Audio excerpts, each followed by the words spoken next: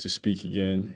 So my topic is it's my idea right now. Something I'm writing. Writing a paper on sport diplomacy in the context of Africa. So I've just decided to piece out few keynotes, key points from what I've been trying to put together. Let's see. Does this work? Okay, yeah. So just to give a brief background about sports diplomacy in Africa, we know like sport diplomacy in general, we talk about it from the Western perspective. We talk about, the Olympic Games, we talk about, mega events, but in the context of Africa, it's very underexplored. We don't really have lots of maybe let me say academic research around sport diplomacy in Africa, and I think that is also due to the complexity when it comes to how non-homogeneous we are. So sport diplomacy in Africa, from context, it gives a background of post-colonial states coming together, or sometimes individually trying to use sports as a nation building tool. So not nation branding this time, but basically nation building tool, and then a tool for visibility. So for example, we know the context of South Africa. So recently, the South African 2010 FIFA World Cup was a huge event for South Africa. And then, Appetite South Africa, let's say 1995 Rugby World Cup. And then for Nigeria, the most mega event we've actually really succeeded in is basically the 1996 Olympic Games. We won the gold medal. So I think those are, serious backgrounds and very important backgrounds and landmark for these two countries. So when we talk about sport diplomacy in Africa, it's very complex because you have, for example, in Nigeria, where you have over 300 languages, 250 ethnic groups, and then South Africa, similarly non-homogeneous, basically. So these are very complex, and sometimes we ask ourselves, how do we use sports basically as a tool, for soft power, right? And that leads us to, you know, another context in sport diplomacy, because when we talk about sport diplomacy in Africa, it's about how sports governance, international relations, and it's how governance, international relations, and then sports, intersect. Still from a trajectory of post-colonial state building, countries have decided to use sports, especially basically not necessarily the World Cup right now or the Olympic Games, but maybe the local or the national or regional sports organizations, sports competitions that we organize in Africa, basically. So countries have basically tried to use that to, project themselves, show how, multicultural each African country is. And also for African countries with like conflicts, like historically, Ivory Coast, Congo, these countries try to use sports to show some sort of unity. Similar with South Africa as well, with Africa. Similar with South Africa as well. Similar with South Africa as well, with Appetite South Africa, and then post Appetite South Africa. So trying to bridge that gap between the racial divides. So when we talk about sport diplomacy in Africa, there are a few dimensions. One is the state-led, one is on institution, and one is on people's to people's sort of like diplomacy, basically. So when it comes to the state-led section of diplomacy in Africa, it's basically the process where governments, decide to hijack or take over, this sort of like competition and try to show how best they could organize it, in that process, improving maybe things like culture, tourism, opening up, the society for people to come in. So state-led diplomacy most times in Africa stems from, let's say, the CAF, so the African Cup of Nations football. I think football is like the biggest sport in Africa, right? So that's like the most mega events or mega sports that we all use basically when it comes to like soft power. So South Africa, they've really done well when it comes to that. Egypt and Morocco, they've really done well. In fact, for Egypt, they're not just doing well on the geopolitical side of things. They also do well when it comes to their national league. Their national league is very good, well organized, similar to South Africa as well. So state-led diplomacy in Africa is quite interesting because there is this context that says, sport should be apolitical, but in Africa, there is this, it's an avenue for, governments and politicians to hijack, this events or hijack, the maybe national sports committee and then make it to what they want. They do this from the back door without, even the interference from FIFA or whatnot. So it's quite tricky because sports in Africa is very political. Even some of the leaders you find there, even though they go through some sort of like election, it's more like they are handpicked into that position. So sport diplomacy in Africa is about politics, symbolism, soft power, economic diplomacy, and then identity projection. Identity projection is like very, very key in Africa because of how multicultural and diverse Africa is, so that's sort of like identity is very, very important. So, for example, in West Africa, you have this identity projection between maybe Ivory Coast, Senegal, or Nigeria and Ghana, for example. So state-led diplomacy is one of those dimensions of sport diplomacy in Africa. Also, we have the institutional diplomacy. So mainly we have, National Olympic Committees, Association of National Olympic Committees, etc. But CAF, for example, is a very good example when it comes to institutional sort of like diplomacy. CAF has really done well when it comes to trying to put, African sports, in the global map, basically trying to, I think the Nations Cup that was held 2 years ago was really good in terms of like putting Africa and showing how best, Africa organizes its own sport and then sort of like, projecting that different multiculturalness, identity and things like that. So institutional diplomacy is very important, and CAF has Confederation of African Football. They've really done well when it comes to that aspect. Now, the most important part of Africans sport diplomacy, dimension is the people's to people's diplomacy, and this is where Africa has really thrived because the institutional part of diplomacy and also the state-led diplomacy has kind of failed because of how political it is. So the most genuine form of dimensions of sport diplomacy in Africa is the people to people's diplomacy, and it is basically the interaction between, for example, athletes and citizens or athletes and their fans, right? And there are different examples of how people's to people's diplomacy have worked. For example, the Olympic Games serves as a coach. Like, for example, athletes who have attended the Olympic Games or maybe the NBA or the Premier League, they've served as cultural ambassadors and also peace ambassadors when it comes to people's diplomacy in the context of sport diplomacy in Africa. So, for example, I think this is one example that when it comes to sport diplomacy in Africa is we miss a lot because like I said, this sort of like research is kind of, underexplored, when it comes to sport diplomacy. So, for example, I'll use DJ Drogba as a very big example when it comes to peace diplomacy. So, people's to people's diplomacy is sort of like informal. So, DJ Drogba, for example, during his time in Chelsea and then at the time as a captain in Ivory Coast, he was known for stopping the civil war, but he didn't stop the civil war per se.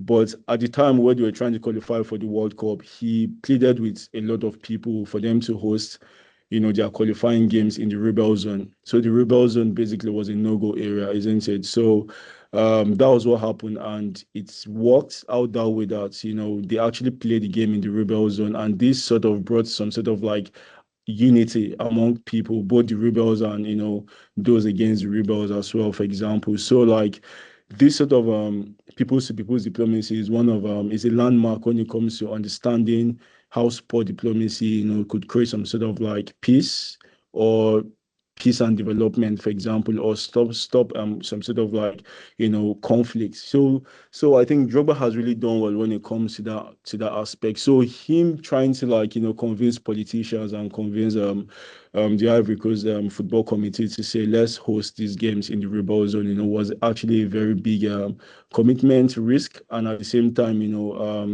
a strong commitment to show people the power of sports, because when we talk about this power of sports, is sometimes it could be vague when you say, sports, creates peace, unity, but in Ivory Coast and at the time when they had the conflict, Drogba is a very good example of how, a sport athlete, could use the power of football, for example, to bring unity, let everyone in Ivory Coast understand the sense of unity and nationalism, that they are all one, basically.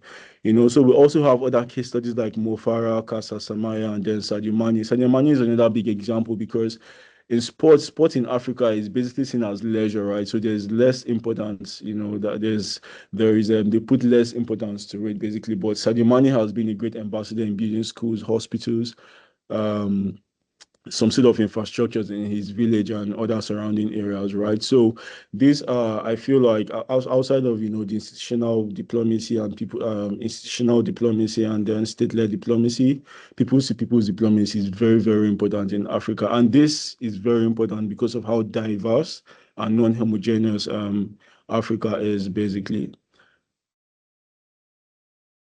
So now I'm going to skip just because of time and then move into like debates. So when we talk about sports in Africa, sport diplomacy and then as maybe a soft power kind of tool, there is the context of saying hybrid soft power in Africa, right? Hybrid soft power, I mean, I could just say soft power, but hybrid soft power, like I think for me, explains it to me because if you think about how diverse a country like Nigeria is, for example, with over 350 languages or 300 languages, 250 ethnic groups, you could tell that, that's a diverse way. So how do you bring everybody together? How, do you make everybody, have that sense of identity and nationalism that they are one, that it's one Nigeria, and sport is something that has always brought Nigeria together, as one Nigeria, basically. And same thing for South Africa with the divide, racial divide that they have.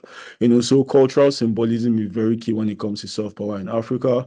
Political identity, you can't take that out. Like sport is highly political in Africa. So, for example, because of how diverse we are in culture, every sports team have to show some sort of like representation. So how do you do that? Like a country like Nigeria, for example, you have over 300 ethnic groups. How do you do that? How do you represent everyone, every region, basically? So it's very, very political. And also economic partnership. I think this is one of the issues Africa is having right now when it comes to sports. There is lack of partnership, brand deals, sponsorship when it comes to development of sports in Africa. Also, diaspora influence is very key. So, for example, you have players or athletes who play abroad. They bring this sort of like diaspora influence, back home. Sport for development is key. Soft power, sport diplomacy or soft power is basically in Africa, we could say it's not yet developed. So we could say it's basically sport for development and then mega events diplomacy, basically. So the key debates, right? I'm moving into onto the key debates when it comes to sport diplomacy and soft power in South Africa and Nigeria. And I would like to say, looking at sport diplomacy in Africa, in the context of South Africa now, and in the context of Nigeria, it's always a top-down approach. And a top-down approach is the reason, for example, why sports in Africa sometimes struggles because we always look at sport as a political tool. So the government have to organize everything. The government have to handpick who is going to be, the head of a particular sport national committee, things like that. So sports diplomacy in Africa and Nigeria is less about diplomatic goals, but more about internal governance failures. I'm gonna take this. Do I minimize this? Yeah, so it's more about internal governance failures, and this has undermined how we project Africa to the globe in terms of true sports as soft power basically. So, for example, in context of South Africa, there is a debate around why did they fail to host the 2022 Commonwealth Games, and some of those decisions stems from failure to establish an organized committee, financial guarantees and things like that. But again, one would think that if a country like South Africa, held the 2010 FIFA World Cup, why were they struggling to host a 12-day competition, which was the Commonwealth Games in 2022? So these are some of the debates and critique when it comes to why sport diplomacy needs a rethink in Africa. There are also core debates, like, for example, the failure for South Africa to host the Commonwealth Games shows a loss of, bad governance, basically, and lack of strategy when it comes to post-apartheid South Africa. So these are some of the issues. Also, there are, I'm trying to minimize something. Can't see. Okay. Can take this out. Yeah, so when we talk about Africa as well, there's always the debate, and discussion around, domestic national building and diplomacy. So, for example, in 1994, sports was used as a nation building tool, to bridge the racial divide in apartheid past of South Africa. And then events like 1995 Rugby World Cup symbolized unity around, that around in South Africa. And but critics have continued to ask the questions about the lack of support for grassroots sports and community programs, basically. So in as much as they use sport, national sport to develop some sort of like sense of unity and nationalism among South Africans, there's a problem of, how do we build community and grassroots sports, which is actually key, if we want to make this a lasting and sustainable approach. So the key debate is that the key debate here is that, the top-down approach is a failure because it doesn't really work, because sometimes the issues here is governments are trying to create that sort of unity, but in trying to create unity, they are making, the game more political, in the sense that they have to pick their friends or pick people who represent each, region, for example, or tribes or ethnic groups, whether they are experts or not, or whether they are experienced in that position or not. You just handpick people and then you put them there. So in the context of Nigeria, when we talk about sports diplomacy and the failures, it's about governance and administrative failures. Nigerians diplomacy, sport diplomacy is around like it's complex, but I will reduce that to incompetence, corruption, which is the biggest thing, and then talent drain, basically. So recently, Nigerian athletes, for example, the Tokyo 2020 Olympic Games, they had this issue where, they failed some doping test. And not that they took any banned substance or anything, it was just administrative failures. Like the officials who accompany these athletes didn't really know what to do, right? So that stems from, example, administrative incompetence and sometimes corruption, because they pick officials who are not experts in those fields of play, and then they attach them to the team to go for such prestigious international events, basically. And then another thing again is they prioritize this thing called cronyism, where politicians from the back, they'll pick their friends. They favor their friends, and then make their friends represent Nigeria, rather than picking people who are experts in those sort of like sports competitions, basically. So this breeds some sort of like incompetence, when it comes to Nigeria's ability to project itself through sports. Um, I think so like I said, this is an article that I'm writing, but I picked like a line from one of the paragraph, and I said, when it comes to sports, there is a long-term ideal of sports as a nation builder, or and the short-term reality of survival politics, because sport in Africa is about survival politics, basically. So there's a thing where we talk about what is the huge benefit of sports, economic growth, city engagement, and unity. But all of these things are often sacrificed in the eyes of policymakers, in the sense that, they look at it as an opportunity cost. So when the government, for example, is supposed to be fighting, trying to make, power supply, or trying to make its citizens safe from like banditry, or, some sort of like insecurity, they demote sports to luxury rather than an essential aspect of, everyday life of the people, basically. So this relates to South Africa, for example, when we look at it from the context of the white elephant debate. So again, the reason why, South Africa, why they failed to host the 2022 Commonwealth Games was just because they thought about it, can we survive? Can we survive beyond our means? Can we live beyond our means? And the debate was, should they spend a lot of money, billions of billions into hosting it to have these sporting events, while they have issues like economic issues, they have issues of unemployment, creation of job opportunities and things like that, and then sustainability as well came into play. And then also there is the issue about race and transformation versus unity. So hosting this event, is it really a unifying force? For example, the postcolonial drive in South Africa's transformation, stems from like some sort of like quota system to ensure some sort of representation. So if you are picking quota system to ensure representation to represent everybody in South Africa, every race or yeah, let me put it that way, it becomes political rather than trying to use the sport as a means to create pure unity, basically. And then in the context of Nigeria, we're looking at it from this angle, right? Insecurity in the northern part of Nigeria, political bias as well. These are not just distractions, but they are physical and structural barriers, that prevents Nigeria to project itself through sports. And this makes sport diplomacy impossible, basically. So in Nigeria, the security and governance trap, it's actually a very big thing, right? Insecurity is a huge issue.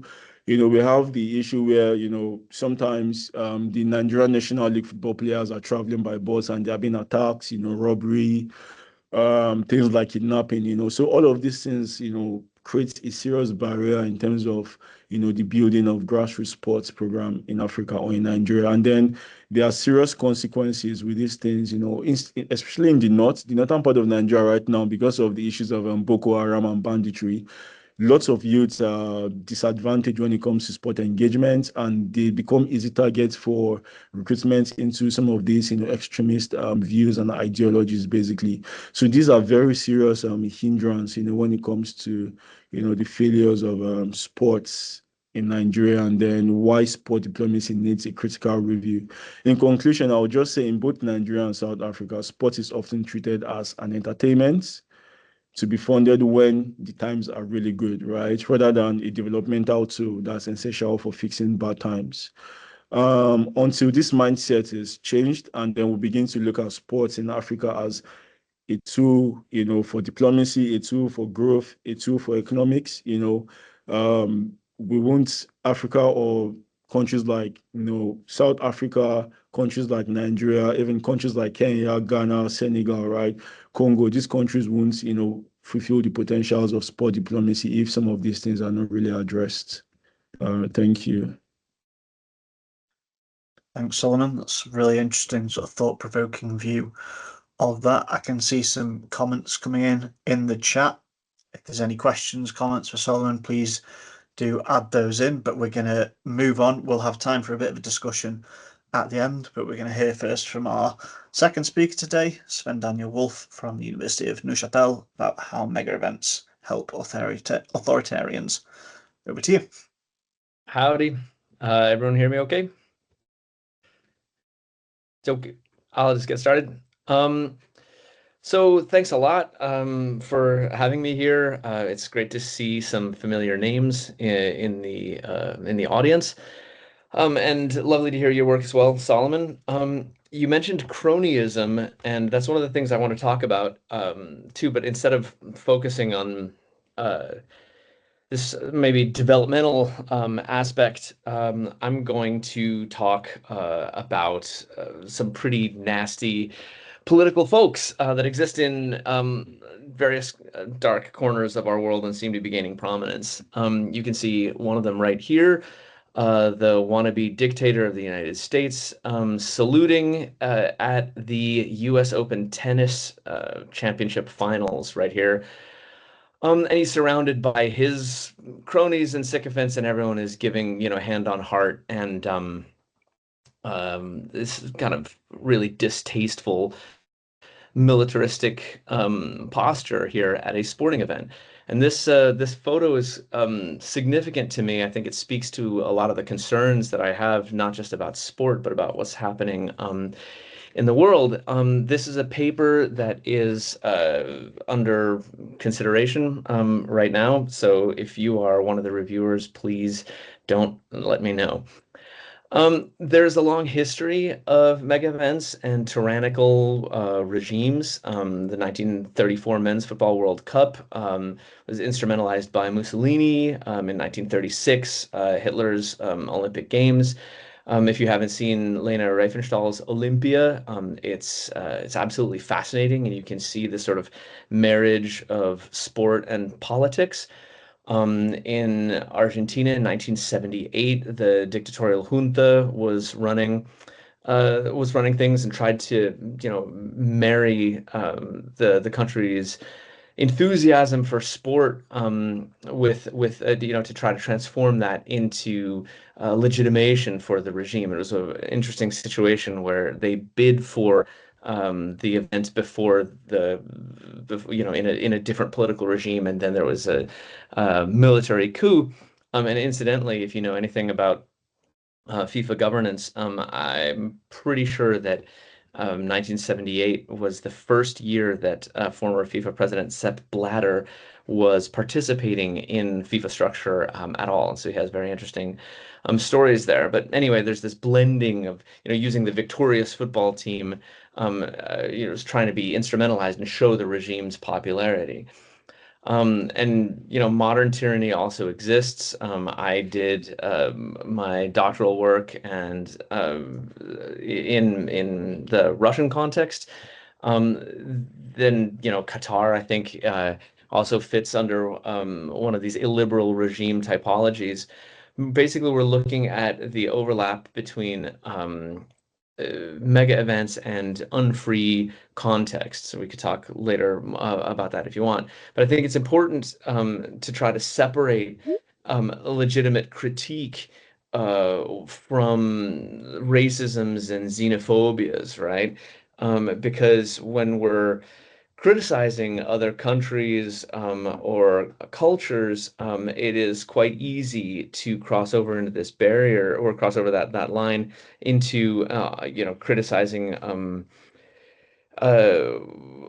that which is beyond the pale, let's say. And so you see some legitimate criticisms of the Qatar World Cup, but you also saw some anti-Arab sentiment. You see some legitimate criticisms, well-deserved, of the Russian mega event decade, and you also got into some Russophobia and some xenophobia and some Cold War lenses. And of course, it's not helped by the behavior of the current regime.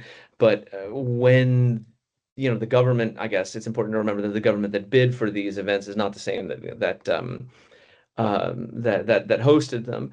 So the trick right now is to focus on legitimate critique. In order to do that, I'm looking at authoritarian practices, not necessarily authoritarian states. So I'm not going to follow this sort of political science categorization and judge a country as democratic or authoritarian on some sort of binary categorization in the nation state container.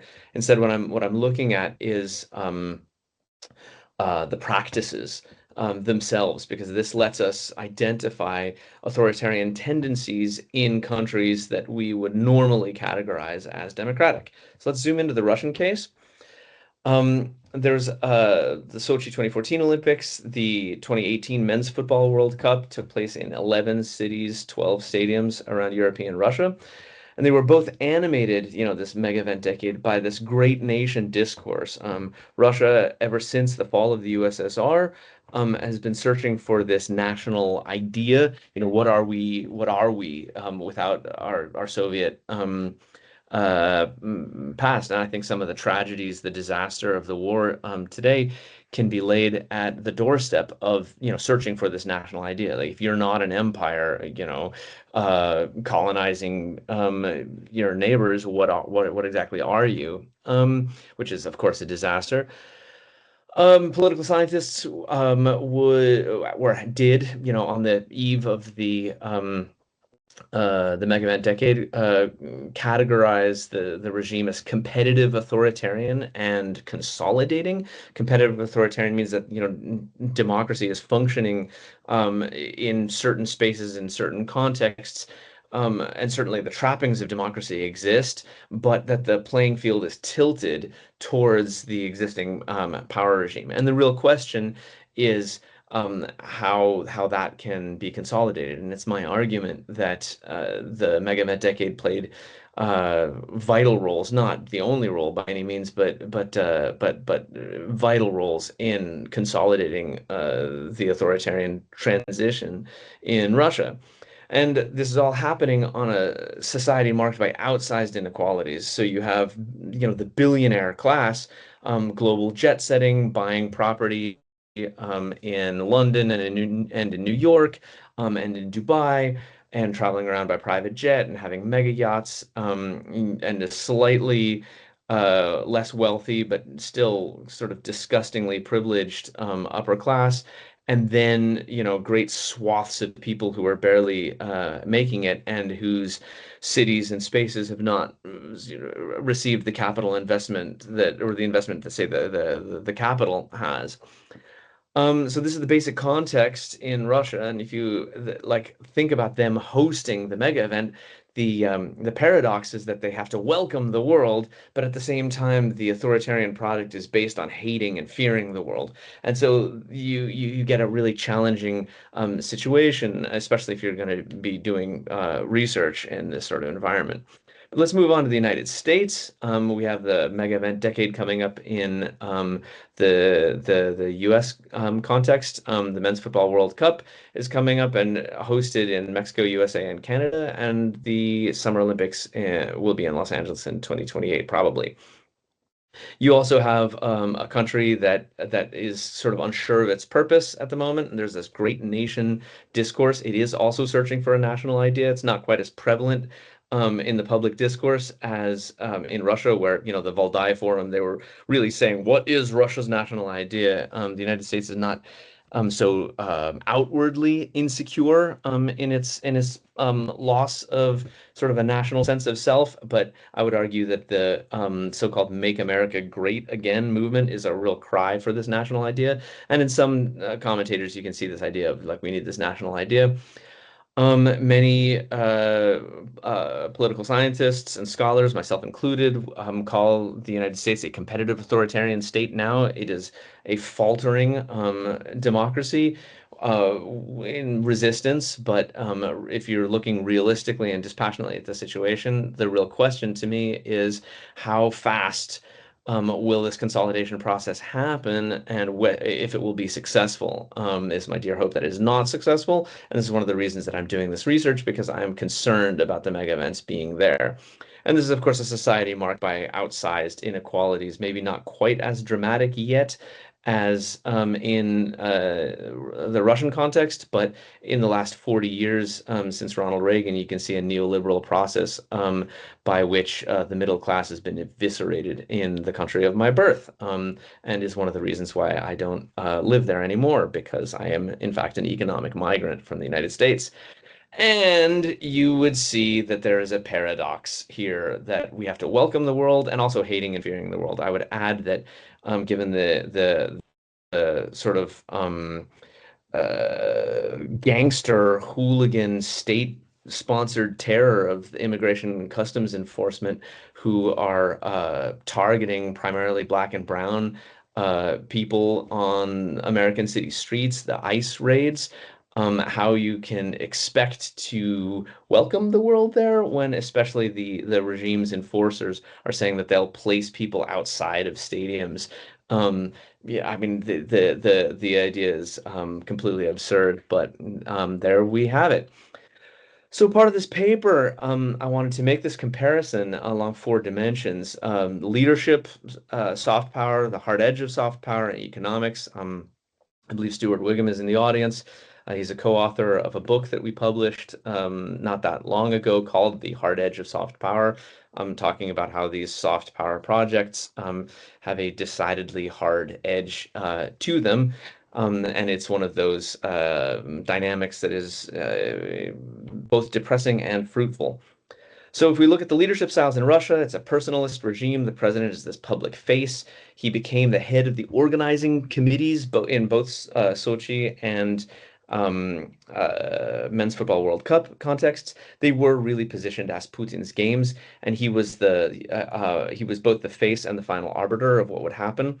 When, say, corruption would stop projects, he'd appear and solve problems, and this would be broadcast across the national media, as a sign of getting things done. And of course, people were, sycophantically presenting the great developments to him. The United States is, well, we're suffering from an attempt to create a personalist regime there also.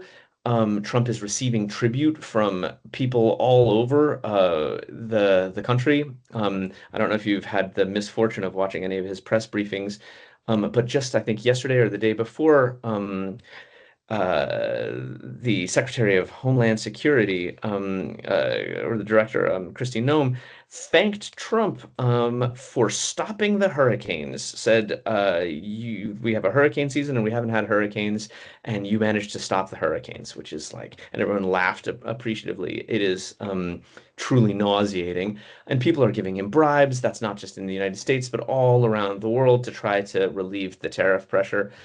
At the same time, he has positioned himself at the head of the Olympic task force, uh, also positioning himself with the LA 28 games, and we'll see to what degree they're positioned as Trump's games versus the United States hosting, given his malignant narcissism ability to stay out of the spotlight. I'd be surprised if he didn't sort of put himself front and center.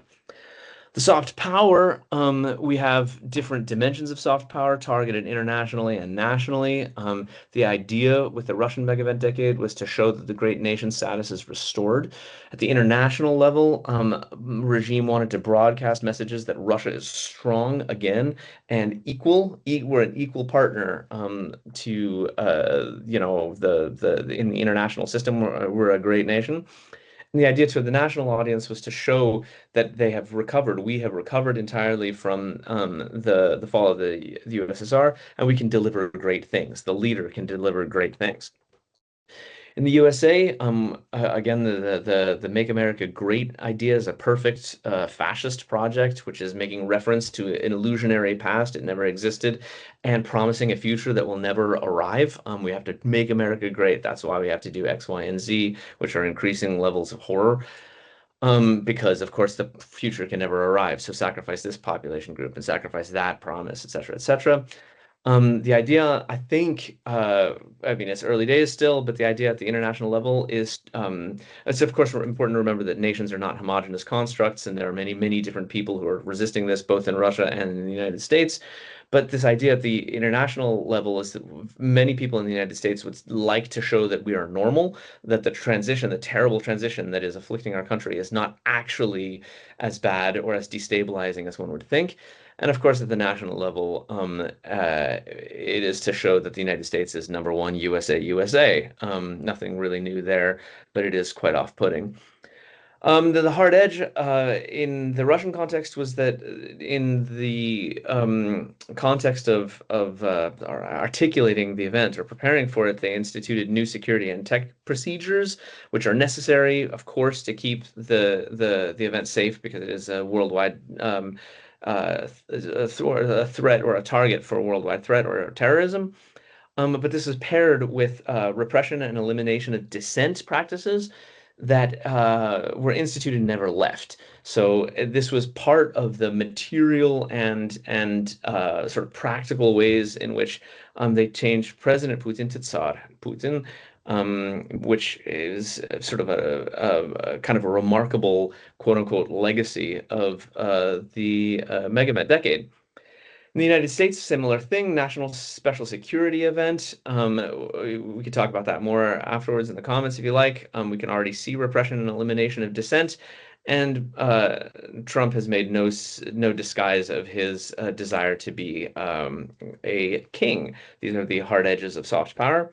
And then economically, yeah, Solomon was mentioning that we saw rent distribution to allies, to cronies, and a centralization of planning and control. So this really took away local democratic functioning and instituted centralized or reinstituted centralized planning from Moscow. And we're not sure exactly what's going to happen in the United States, but it's not looking great so far. What with the tribute and Trump's transparent ideas to dominate and destroy local democracy around the United States. So, trigger warning, I'm going to show some pretty terrible pictures here as my time is up. It's a little slideshow to demonstrate the moral integrity of some of these people who are in charge of the sports that we love. This is Gianni Infantino with the war criminal Vladimir Putin. This is at the final of the men's football World Cup in 2018 in Moscow. This is, of course, several years after Putin led the Russian state and army to begin the first phase of the war against Ukraine. In 2014, the attacks in Donbass and Luhansk, as well as Crimea, had taken place, and so nevertheless, they're having a grand old time. And here is Infantino sucking up to the aspiring dictator in the White House, who's also a war criminal, given what he's and his administration have been doing in the Gulf of Mexico.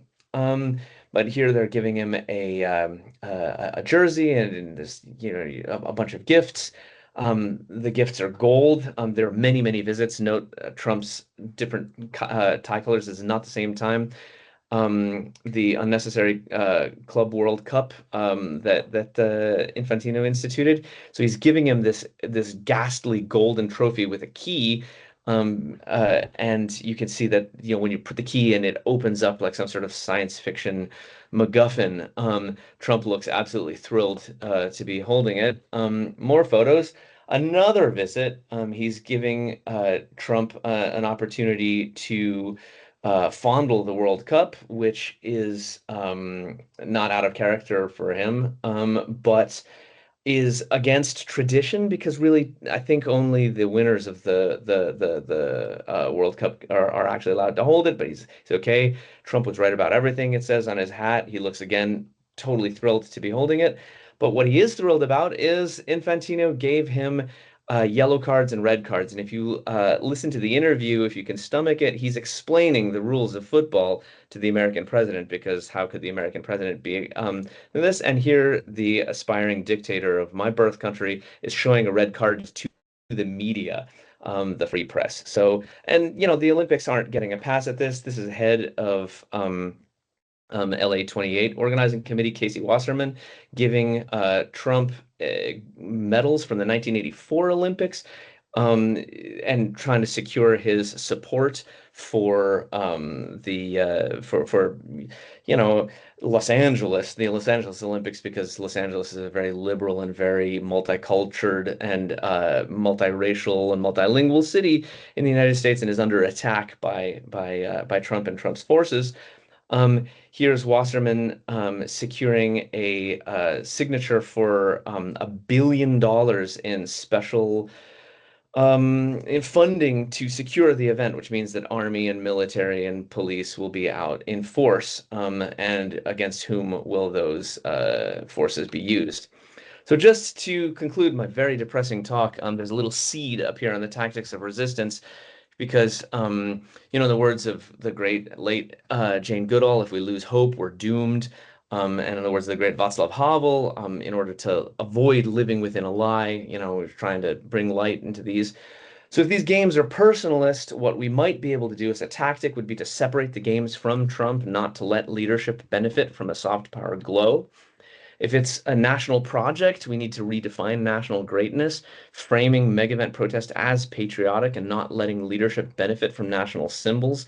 In the so-called left or liberal progressive remnants of the United States, people are often quite hesitant to use the American flag because of all of the terrible things that that flag has been associated with. But I would say that that is a strategic mistake to cede a very powerful national symbol to the forces of destruction. And we're going to see that this flag is going to be all over the place for the mega events, and I think it could be used productively as protest.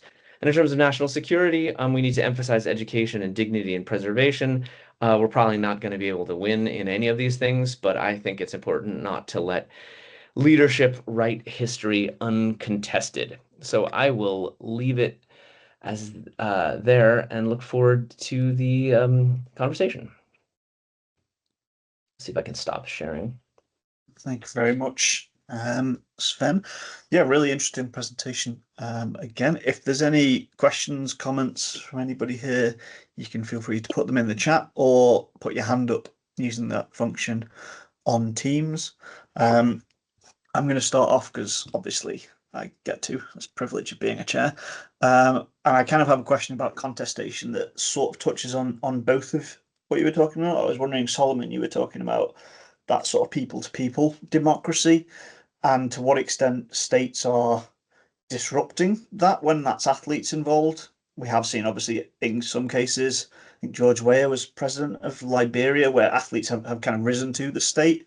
And I guess from Sven, to what extent do you think there will be contestation, and or how successful might that be of these events as being Trump's events? Because obviously United 2026 isn't just hosted by the US, and LA 28 happens to be in the state where probably one of the front runners, at least for the Democratic nomination for 2028, is governor. So I don't know if Solomon, you want to start off and how that contestation is played out.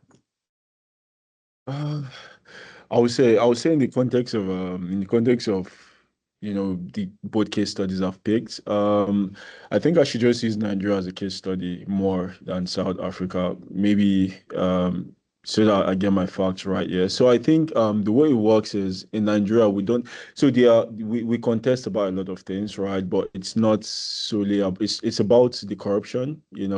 There is a lot of like media outrage around what is the, for example, Nigerian Football Association doing, what is Economic and Financial Crimes Commission doing, but again there is this feel good time where once we get into a competition everyone forgets about what's going on, right? So nobody really cares about what's going on until we begin to flop, and everyone is like, okay, now let's go back to what are the institutions doing about this? We spent so much money, to do A, B, C, and nothing is happening. I think about 2 months ago, we failed to qualify. So Nigeria failed to qualify for the World Cup. And I think one of the issues everyone is saying is, okay, I think FIFA gave some millions of dollars to the Nigerian Football Association. So what sports facilities did you build? Nothing. So everyone was clamoring for the Nigerian government to do something, right? So now the issue with that is, and this is the issue in Africa, right? Because there is this thing where sport federations have to be independent. For example, let's say Nigerian Football Association is supposed to be independent, right? It gives a lot of room for a lot of corruption, right? It takes away the will of the people, actually, right? So even though everyone is clamoring for, oh, we need a change, right? Or we don't want to do this, right? It's impossible because the way the system is set up is more like, for example, FIFA or the World Governing Football Body gives some sort of string to politicians, right, to do whatever they have to do, right, taking, the will of the people out of the box, right? So I think that's like the biggest challenge right now, because even though everyone is trying to context about something, well, we found out that it's impossible, because if the government gets involved, then Nigeria gets disqualified or suspended. I think we've been suspended about twice now because the Nigerian government interfered into our sports, right? Especially football. So these are some of like the bigger issues, right? So yeah, it's quite complex. I am shocked to hear that FIFA structures generate corruption. Shocked. What are you talking about?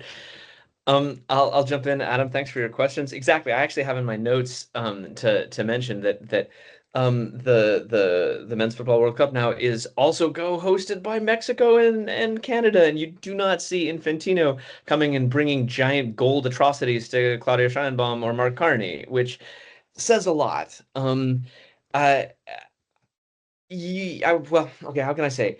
I am broadly in sympathy and solidarity with the diversity of protest movements that are coalescing against this international atrocity that continues to traverse the globe, settle down somewhere, touch down, take advantage of people's legitimate love of sport and connection and community and alcohol, um, and and uh, and manipulate it for their own political and economic ends, and then leave destruction in their wake. I mean, it's tremendously disheartening to see again and again. But you know, I am the longer that I play this game, the less um I really see us being able to do more than kind of mitigate damages at a small level. Um, I think it's important to do that, but even before the games are sort of married to this giant authoritarian politics, you're still, a bunch of volunteers, well-intentioned, but still volunteers, giving their time uh, to sort of marshal local resistance against, the most impressive and powerful dark unity of business and capital that ever sort of graced the face of our planet. Just billionaires remorselessly doing what they want, and seeing it again and again and again and again and again. That when you bring up in the contest sort of like ordinary people and their needs versus gigantic conglomerations and military, police, business, they're just gonna win kind of almost always. And so I feel it's extremely important not to be depressed, and to continue to try, because little wins are still wins, and those can really matter for a family that doesn't get evicted and for a park that doesn't get destroyed.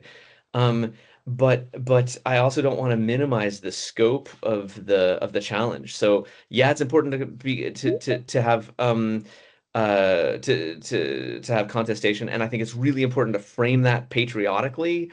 So there's this great center, if you like, but but I'm not terribly optimistic. Oh Fair no, enough. yeah, Quick one just just to come add, into the chat. Sorry. just to add Please. to, when it comes to content, I just remembered, I gave a case study of Didier Drogba, right? So he decided to want to make football in Ivory Coast good, and then he went into the election to become their football federation president. Do you know? I think to fact check, right, I think he got just one vote or no votes at all. That was how bad it was. So this is to tell you how hijacked sport have been, away from the people basically. No, good point. Feel free, those of you listening in, jump in with your questions, stick your hands up, or add them in the chat. One from Akaya.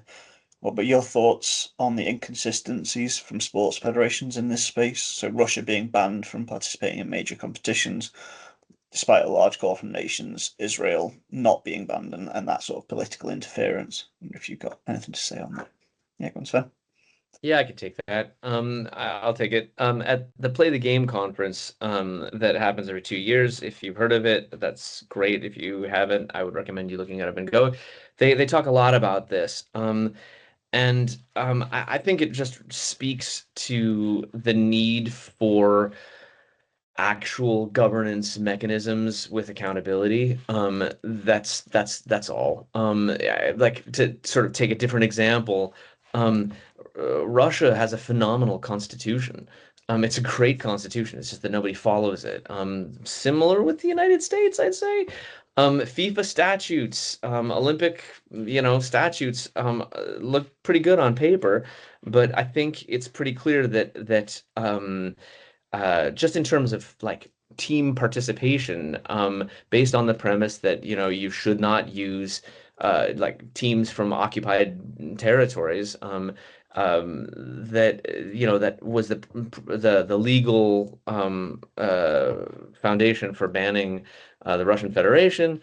The same standard has not been applied in Israel when the state of Israel had teams coming from um, settled territories that are settled in contravention to international law. And so, I mean, it just there should be, if rules don't apply to everyone, why should they apply to anyone? Sort of should apply. So it's uh, depressing to see that, I think, but not surprising. So I don't know if you had anything to say on that, Oh, or yeah. any other questions.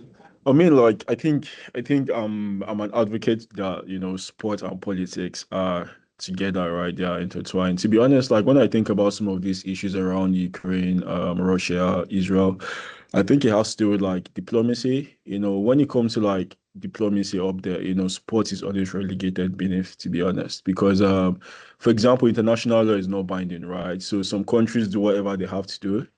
and then some countries, do something else, and then they are arrested as war criminals. So, for example, Egypt, Mubarak, right, war criminal, right? But for example, ICC went to International Criminal Court. But for example, like let's say, you call Putin, for example, or Netanyahu, no one is really talking about these things. So I think it just depends on like the diplomatic relationship one country have with another, the friendship and things like that. So, and I think for me it's appalling because I think sport should not be mixed with these things. Sport should be separate from these things. But I don't know. Maybe it's money, maybe it's I don't know. But if that's the case, then yeah, it's very appalling to see. Yeah. Okay. Any other questions last minute? I know, Sven, you need to shoot off, so feel free to do that. And if I'll there's just no say- more questions, yeah, go on. I'll just say thanks. Please, I'm very open. So, you got my email. Let me know. Any sort of questions. Thanks a lot. Adam, Sandro, appreciate you. See ya. Cheers. Thanks a lot. Heather, Nick. did you want to Appreciate? come in and ask a question? Solomon, please. Yeah, I did actually. It's for Solomon. First, that I appreciated hearing both papers. Solomon, I want to say it's been accepted and it hasn't shown up online yet. But there is an article about Uganda's sport diplomacy for the last about 40 years. So that'll be appearing on the International Journal of the History of Sport any day now. I had to check because I knew it'd been accepted. I wasn't sure if it was online yet. I agree with you. There's a lot more to be done on sport and diplomacy within the African context, obviously with so many different countries. Quite frankly, we need research in all of them. And so I guess I just wanted to caution you that not everything within international sport is in fact related to diplomacy. And to me, it felt like some of the things you were saying are very important about Nigerian sport or South African sport, but are not necessarily the same thing as diplomacy. So I, as a scholar of sport and diplomacy from a historical standpoint, I guess I would just want to caution you in picking your examples so that they really are the best ones. And I do look forward to seeing your research. And maybe something that's helpful is separating out the recipient of sport diplomacy versus being the more active, engaging in efforts of hosting mega events, absolutely, or second order sporting events, or even those other elements you said, sending the athlete, considering the high profile athletes as those diplomatic ambassadors. But I think perhaps that distinction between being a recipient versus being and actively engaging in it might also help strengthen your work. So thank you, and I do look forward to seeing your future publications. Thank you very much for that. Yeah. Okay, I think that brings our session to the close. Thank you everybody for coming. We will have more CCSE talks next year. This session and all of our previous sessions can also be found on our YouTube page, which I'm putting a link to in the chat now. Thank you very much everyone for attending, and we will look forward to seeing you in the new year. And thank you to our two speakers.